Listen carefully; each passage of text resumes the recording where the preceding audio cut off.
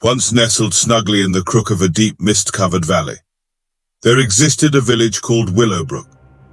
The villagers were a simple folk, their lives interwoven with the rhythms of nature and the tales passed down through generations.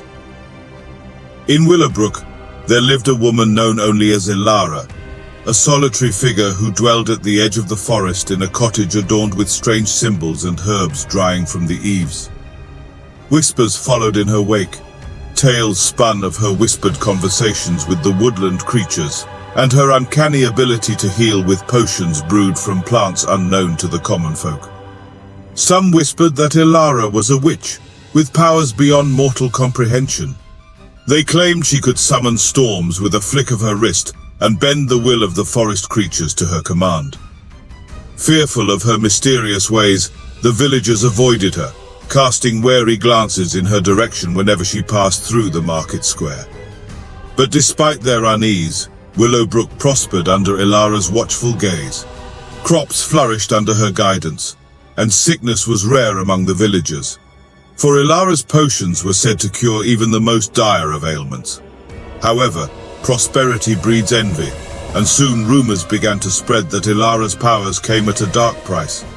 Whispers grew into accusations, and soon the villagers were clamoring for her to be banished from their midst. They feared her influence, convinced that she held their fate in her hands.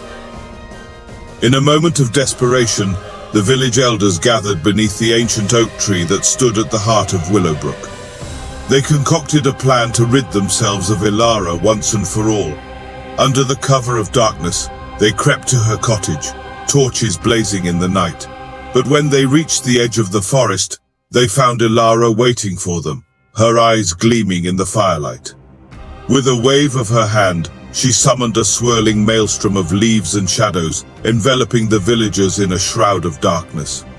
In the chaos that followed, the villagers realized the folly of their actions. They had underestimated Ilara, for she was not a witch of malevolence, but a guardian of the natural world. With a solemn vow to honor her and her gifts, they retreated from her cottage, leaving her to tend to the forest in peace. And so the tale of the Grand Witch of Willowbrook became legend, a reminder to all who heard it of the dangers of fear and the power of harmony with the world around us. And though Ilara remained an enigma to the villagers, her presence served as a beacon of hope in a world fraught with uncertainty.